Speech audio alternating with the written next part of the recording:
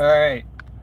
So, if you were driving truck during the pandemic, it was pretty clear what was considered an essential worker versus a non-essential worker. So, truck drivers were considered essential because the government was paying non-essential people to stay home, and we had to keep people fed and clothed and everything else. And freight was extraordinarily high. People were shopping online. So trucking was essential, and it really taught job seekers a valuable lesson. It's that things happen from time to time, like the pandemic, or a housing crisis, or a financial crisis, or some other economic calamity, and it will have an impact on people's jobs. And those who are essential will be perfectly fine. Those who are non-essential will be laid off or downsized or restructured or something like that. This happens routinely. The business cycle typically is a 7-year cycle. You have 7 years of growth, and then you have a slowdown or recession for anywhere 6 months to 2 years, and then you'll come out of that uh, downturn and go back into a new business cycle. And every time this happens, people get laid off. And it's the people who are non-essential that get laid off. These are white collar jobs, for example, office workers, people working on a salary, maybe people 4-year degree. They're highly vulnerable to these types of occurrences in the economy. They're highly subjected to being laid off. If you had a skilled trade, then it's less likely you're going to be laid off because skilled trade jobs are hard to fill. Companies will make more an effort try to retain their skilled labor, and if for some reason a plant closed or you were laid off, typically skilled trades are in high demand, that they would be quickly rehired by someone else. So skilled trades, I would put them in the category of essential. They're essential workers. Um, you know, College degree, office jobs, non-essential workers. Trucking, essential worker. Things like this. Plumbers do very, very well. It's something that you wouldn't think of as a path towards success, but plumbers, a skilled trade, they do extremely well. And a lot of skilled trades are things that people don't want to do. People don't want to be plumbers, but plumbers make good money. Same thing with welders, electricians, mechanics, and truck drivers.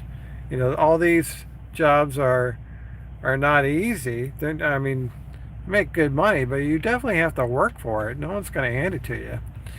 But if you're in this occupation of Monday through Friday, 9 to 5 office job, it is kind of like a magic carpet ride. It's good while it lasts, but it's not something that's going to be a strong foundation for you. It's something that could be taken away from you quite easily, and happens regularly. It's surprising because people put a lot of effort into going to college and getting these types of jobs, and then there's no job security. It's like, well, you're planning your life based on that career, and then the rug was pulled out from underneath you. And you got to start all over again. That's a terrible way to go. It's unfortunate that happens, but it does happen quite often, and it happens to a lot of people. I know during the 2008 housing crisis, it was really, really bad. I even talked to some of my buddies who are truck drivers who were driving at the time. I wasn't driving at that time, but they were. And They kept working. Freight was slow, so it was very slow, but they kept working. They worked their way through it. But other people weren't so fortunate to have a job that was essential enough for them to keep working. Just like during the pandemic, I mean, truck drivers kept working, but other people, were sent home, and they were getting their government cheese sent to them in the mail via welfare checks. The government was paying you not to work. But this is something you got to think about. If you think about getting into trucking, it's an essential job. It's highly stable. Since I've been in trucking, never been laid off, never been downsized. Obviously, I bought my own truck, became a small business owner, became self-employed. And I think this is the new American dream, is to have your own small business. It used to be the American dream was, maybe being a homeowner or getting a college degree and having a career and then becoming a homeowner. But these models are often broken. They're unreliable. If you talk to people who are homeowners in the housing crisis, it was horrible, terrible. And if you talk to people who were downsized or laid off, and the college degrees did not save their job. So I think the reality of it is that you can't count on any of these corporations for employment.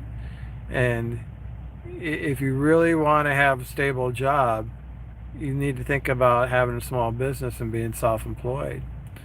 I know guys that were in the military, for example, and then they went to work at a power plant, and they worked there for 20 years, and then the plant closed down.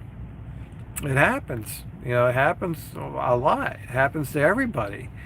So I don't think there is a job out there that you could say, well, that's a safe job. That will never go away. I think that's somewhat delusional if you think that a job is bulletproof, for example. If you want something that is 100% reliable, then you got to be independent. You got to rely on yourself. That's the only guarantee you're really going to have in a job market, is if you're self-employed and you have a small business and you make it work. That you're not going to be worried about being downsized or laid off or have a lack of work or anything like that.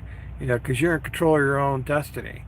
That to me is the new American dream. Be a small business owner, have yourself as an employer, be self-employed, don't rely on anybody, control your own fate. I think if you talk to people with experience working at corporations, having been laid off or downsized or had their plant moved to Mexico, the idea of being self-employed is very, very appealing. It would attract a lot of people. And many people do become small business owners. They buy franchises, like a Subway franchise or some other kind of franchise, and they're able to be small business owners. I think that's your best shot for job security. I would rather be an independent contractor, owner, operator like I am, than a vice president of some company or a director.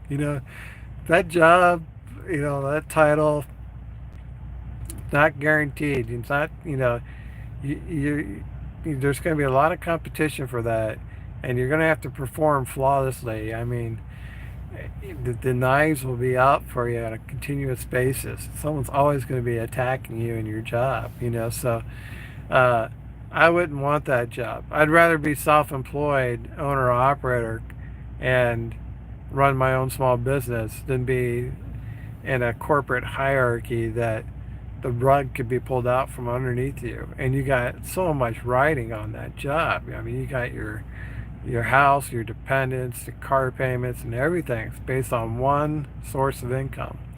And you don't have control over that source of income. That's a weakness. That makes you weak. You're very vulnerable to that anything that happens to that job. Versus if you're self-employed, now you're extremely strong. You're a very strong, independent person. It's like you don't have to worry about someone else pulling the rug out from you. As long as you get up in the morning, you go to work. You know, you're working for yourself. You're self-employed. You're no one's going to downsize your job or tell you you're not needed anymore, that you're not essential. So these are the advantages of having your own small business. That's why I say it's the new American dream. To me, that's the best it gets, to have your own small business. Um, yeah, being part of a corporation with 10,000 employees, it sounds great, but I've worked for different corporations before I got into trucking. And some of those corporations don't even exist anymore. They went out of business. Happens all the time. Even a big company, just big retailers that I worked for in the past, out of business, no longer, they closed the door. So if you thought, that company was a safe place to be and you're going to have your entire career there and base your life upon that company and that job, no, it's no guarantee. It's a house of cards. It can fold up and close on you without any notice whatsoever. I often tell people, even with people who have 4-year degrees, college, I say, get a skilled trade to fall back on. It's a tough job market if you don't have a skilled trade. And, you're going to have to compete with thousands of people who also don't have a skilled trade. And none of those jobs are essential.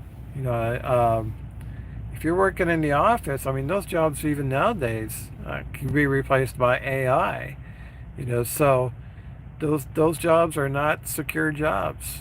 I know they sound great, and they do require degrees and certifications, years of experience, and things like this, but they're not reliable. There's no job security in that. Um, I've seen engineers have more job security than management people. Engineers are similar to skilled trades, except they're not the ones getting their hands dirty, but they're they have the technical expertise that they got from a 4-year engineering degree, and they're typically in high demand. Engineers are perfectly okay, but if you were a general manager or department head or a supervisor, you're part of the management team, those jobs are not very secure, not secure at all. Compared to a skilled trade, those management jobs are somewhat non-essential. The skilled trade is essential. So you really got to think about your career choices. It sounds great to have the college degree and a glamorous job, but the reality of it is that it's unreliable for the most part. Those corporate jobs are unreliable jobs.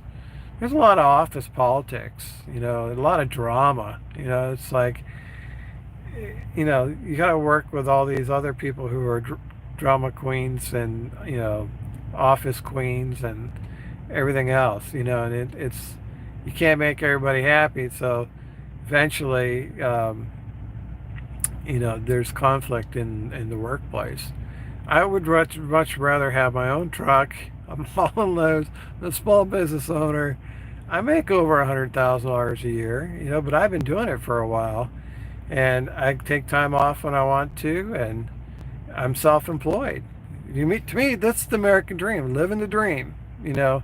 I don't rely on corporations to manage my career for me. I'll do it myself. So this is things that you got to think about. You're like, okay, should I get into trucking? Should I have a skilled trade? Should I buy a truck? Should I be a small business owner? I think you could do a lot worse. I think if you're successful as a small business owner, as an independent contractor, I think in the long run you're going to be better off for it. But it's not for everybody. Some people don't have the business skills to handle all the responsibilities of running a small business. They're better off staying as a company driver. But I wouldn't do it any other way. To me, there's no job out there I'd rather have than the job I currently have. And I've been doing it for 10 years. If I thought there was something better, I would pursue it. But I have no interest, no incentive to do anything different than what I'm currently doing. So to me, that's the American dream. Get a skilled trade, become a small business owner, become self-employed, and you never have to worry about whether your job is essential or non-essential. All right, guys, that's all I got for you. Thanks for watching. We'll see you on the internet.